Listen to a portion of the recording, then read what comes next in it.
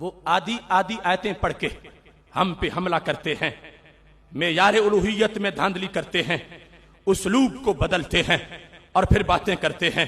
اصل میں بات یہ ہے، ایک ہے الوہیت جو رب کے سوا کسی کو مل ہی نہیں سکتی، نہ مجازی نہ ہی عطائی، مگر کچھ باتیں ایسی ہیں جو اللہ کے سوا اللہ کے بندوں میں بھی پائی جاتی ہیں اللہ کے دینے سے۔ ہوتا کیا ہے، قرآن مجید میں جب اس کا بیان آتا ہے تو نفی مطلقاً ہوتی ہے، اور مقصد اپنوں کی نفی نہیں ہوتی، مقصد غیروں کی نفی ہوتی ہے۔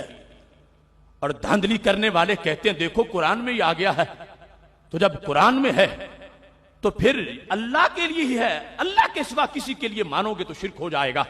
اس طرح سادہ لوگوں کو وہ ورگلانے کی کوشش کرتے ہیں۔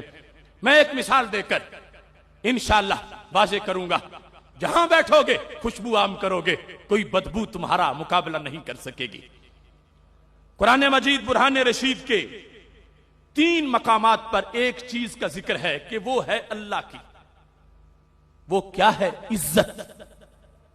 قرآن مجید برہان رشید میں ان العزت للہ جمیعا، عزت ساری اللہ کی ہے۔ بولو عزت ساری، بے شک عزت ساری اللہ کی ہے، بے شک عزت ساری اللہ کی ہے۔ ہم نے کہا کچھ چیزیں ایسی ہوتی ہیں جو معیار الوہیت نہیں، اللہ میں بھی ہو سکتی ہیں، اللہ کے بندوں میں بھی ہو سکتی ہیں، مگر اللہ کے دشمنوں میں نہیں ہو سکتی۔ اگر دشمنوں میں مانیں گے تو پھر انکار قرآن ہوگا، اگر محبوبوں میں مانیں گے تو انکار قرآن نہیں ہوگا۔ اب جس وقت انا بھی ہے، للہ بھی ہے، جمیعہ بھی ہے، اور ایک جگہ نہیں بلکہ 3 جگہ ہے کہ عزت کس کی ہے۔ سورہ نساء پڑھو، آیت نمبر 139 میں ہے، اللہ تعالیٰ فرماتا ہے فَإِنَّ الْعِزَّةَ لِلَّهِ جَمِيعًا، بے شک عزت ساری، سارے بولو عزت ساری۔ یہی بات خالق کائنات جل جلالہ سورہ یونس میں فرماتا ہے، آیت نمبر 65 ہے، اللہ فرماتا ہے ان العزت للہ جمیعا، بے شک عزت ساری اللہ کی ہے۔ یہی بات رب ذوالجلال سورہ فاطر میں فرماتا ہے، آیت نمبر 10 ہے، اور خالق کائنات فرماتا ہے فَلِلَّهِ الْعِزَّةُ جَمِيعًا، عزت ساری اللہ کی ہے۔ اب 3 آیات میں نے قرآن مجید برہان رشید سے پیش کی۔ قرآن مجید میں تو ایک جگہ بھی آ جائے تو بات پکی ہے، یہ 3 جگہ ہے، اور پھر انا بھی ہے 2 مقامات پر، اور ساتھ جمیعہ بھی ہے 3 مقامات پر۔ اب عزت ایک وصف ہے جو اللہ کے لیے بیان کیا جا رہا ہے، اور پھر جمیعہ کے ساتھ ذکر ہو رہا ہے، تو مطلب کیا بنا؟ اگر عزت کے کروڑ افراد ہیں تو کروڑ کے کروڑ اللہ کے لیے ہیں، ایک بھی کسی دوسرے کے لیے نہیں ہے۔ اب جو انداز دوسرے لوگوں کا بیان توحید کا ہے، اس کے نتیجہ کیا آئے گا؟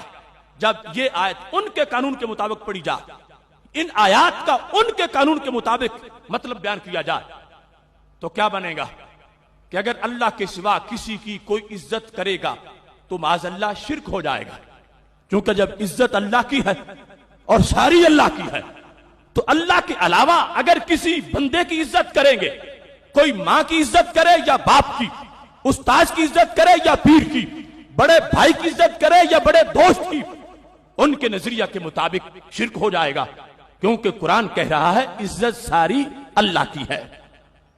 اور ہم کہیں گے کہ بے شک جمیعہ کا لفظ آیا ہے، بے شک رب ذوالجلال نے انا بھی فرمایا ہے، خالق کائنات یہ فرما کے کہ عزت ساری اللہ کی ہے۔ میرا رب غیروں کی نفی کر رہا ہے، اپنوں کی نفی، وہ غیروں کی نفی کر رہا ہے، اپنوں کی نفی نہیں کر رہا۔ اس آیت سے قانون سمجھو، پھر باقی ان الحکم الا للہ ان القوت للہ جمیعا للہ الشفاع، وہ سارے جو انداز ہیں ہر جگہ اس قانون کی سمجھ آ جائے گی۔ اب یہاں پر عزت اللہ کی ہے اور عزت ساری اللہ کی ہے، اگر اس میں ان منکرین کا انداز لیا جائے تو کسی ایک کے لیے بھی رب کے سوا عزت مانی گئی تو شرک ہو جائے گا، مگر ہمارا انداز کیا ہے؟ صفہ کا انداز کیا ہے، دار ارکم کا انداز کیا ہے، بدر حنین والوں کا انداز کیا ہے، صحابہ و تابعین کا انداز کیا ہے، وہ یہ ہے کہ اگرچہ رب ذوالجلال نے لفظوں میں نفی مطلقاً کی ہے، مگر نفی غیروں کی ہے، اپنوں کی نفی کہ عزت اللہ کی ہے ساری، عزت ابو جال کی نہیں، عزت عتبہ کی نہیں، عزت شیبہ کی نہیں، عزت لات کی نہیں، عزت منات کی نہیں، عزت طاغوت کی نہیں، عزت بت کی نہیں۔ رب ذوالجلال یہ فرما کے کہ ساری عزت اللہ کی ہے، یہ بتا رہا ہے کہ عزت لات و منات کی نہیں، مگر یہ ظاہر کر رہا ہے کہ میرے محبوبوں کی عزت ہے۔ اب جو فلیکس چھپوانے والے، رکشوں پہ لگانے والے، ان کا انداز لیا جائے تو پھر کیا بنے گا؟ نہ لات و منات کی عزت ہے، نہ داتا گنج بخش کی عزت ہے۔ لیکن اگر قرآن کا قرآنی انداز لیا جائے تو مطلب کیا ہوگا؟ اللہ فرما رہا ہے عزت ساری میری ہے، لات و منات کی عزت نہیں، داتا گنج بخش کی عزت ہے۔ اب ان آیات میں ہم اپنے پاس سے کچھ نہیں لگاتے، جہاں یہ لکھی ہیں ماقبل پڑھو تو پتا چلے گا کہ اللہ کی بات کا مطلب کیا ہے، رب فرمانا کیا چاہتا ہے، رب بتا کیا رہا ہے۔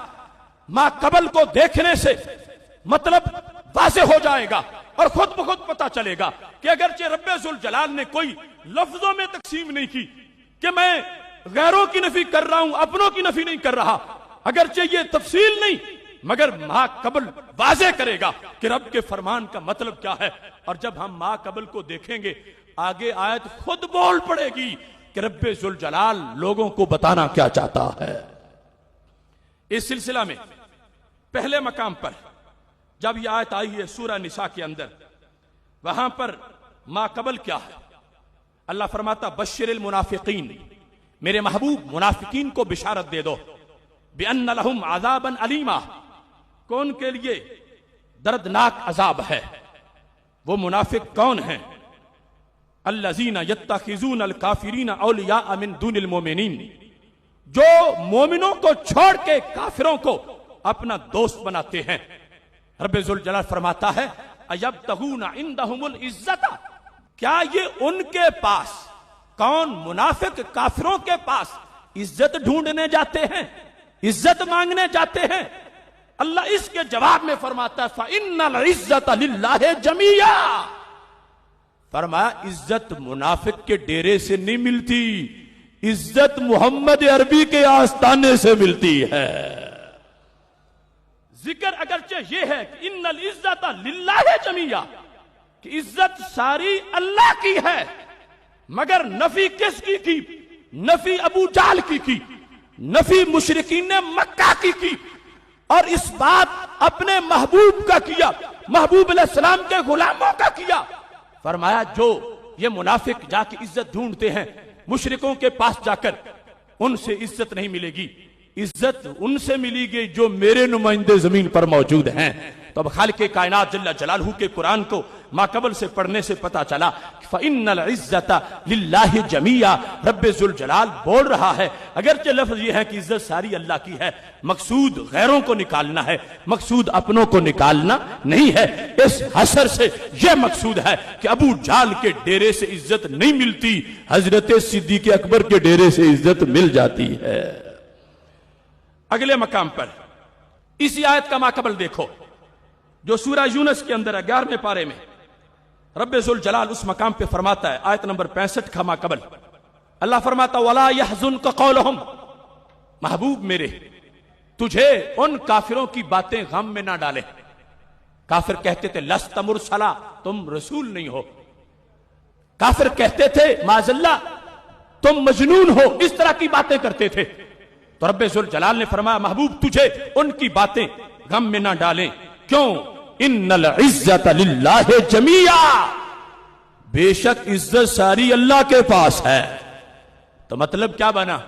محبوب وہ جو کہیں کہتے پھرے، عزت کوئی ان کے پاس ہے کہ ان کے گھٹانے سے گھٹ جائے گی؟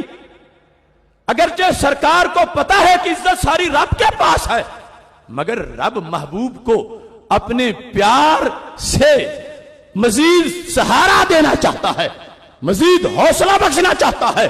اگر وہ تجھے رسول نہیں مانتے نہ مانے، عزتیں دینے والا میں ہوں، میں تجھے رسول بنانے والا ہوں، میں تجھے شانیں دینے والا ہوں. اب ان العزت للہ جمیعا کا مطلب کیا بنا کہ جو تجھے رسول نہ کہیں، عزت ان کی نہیں، عزت میرے پاس ہے، میں دینے والا ہوں، عزت میرے پاس ہے، میں بانٹنے والا ہوں. اب یہاں سے بھی پتا چلا کہ عزت ایسی چیز نہیں ہے کہ جو رب ذوالجلال کے ساتھ یوں خاص ہو جیسے عبادت خاص ہے. عبادت کا وصف کہ وہ کوئی معبود بن جائے، اللہ کسی کو معبود نہیں بناتا، لیکن اللہ عزت والا بنا دیتا ہے. تو اگرچہ یہ کہہ رہا ہے قرآن کہ عزت ساری اللہ کی ہے، تو پتا چلا یہ ایسا حسر نہیں ہے جیسا عبادت کا ہوتا ہے. عبادت صرف اللہ کی ہے، عزت اللہ کی بھی ہے، اور عزت اللہ جسے چاہے اس کو بھی عزت والا بنا دیتا ہے. ایسے ہی قرآن مجید برہان رشید کے اگلے مقام پر سورہ فاطر کے اندر رب ذوالجلال اسی مفہوم کو جو بیان کرتا ہے تو اس میں واضح طور پر ما قبل میں ہے من کان یرید العزت فللہ العزت جمیعا، کہ جو عزت کا ارادہ کرتا ہے بس عزت تو ساری اللہ کے پاس ہے.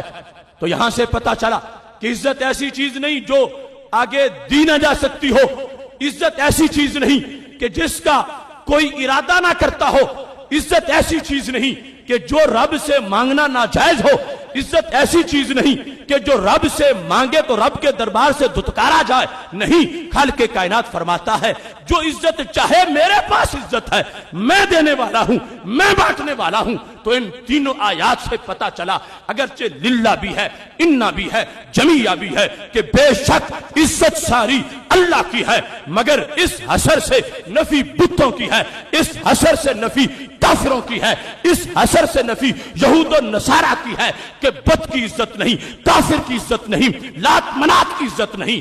اور اس سے یہ ثابت ہوتا ہے عزت اللہ کی بھی ہے، اللہ کے بندوں کی بھی ہے. آیات پر وہ زور لگا لگا کے بیان کرتے ہیں اور اس وصف کو عبادت کے ساتھ ملا دیتے ہیں.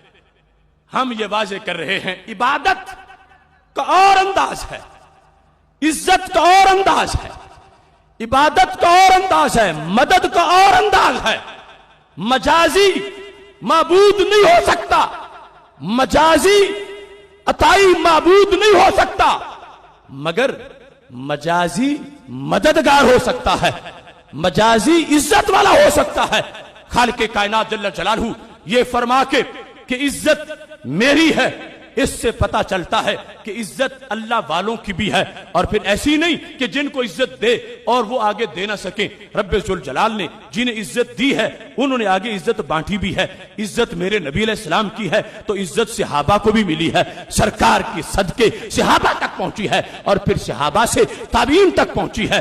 جس نے حالت ایمان میں میرے نبی علیہ السلام کو دیکھا اس پر بھی جہنم کی آگ حرام ہو گئی، اور جس نے ان کے دیکھنے والے کو دیکھا اس پر بھی جہنم کی آگ حرام ہو گئی. ان آیات کا یہ استدلال جو ما قبل کے لحاظ سے ان لوگوں کی ہر وقت کی توحید کی تقریروں کا اپریشن اس استدلال میں موجود ہے. اگرچہ لکھا ہوا نہیں تھا واضح طور پر کہ نفی غیروں کی ہے، نفی اپنوں کی نہیں، لیکن ما قبل ظاہر کر رہا تھا تو مطلب یہ ہم نے بیان کیا. اب چوتھا مقام پڑھو تو خود بخود سب کچھ واضح ہو جائے گا. 28واں پارہ ہے.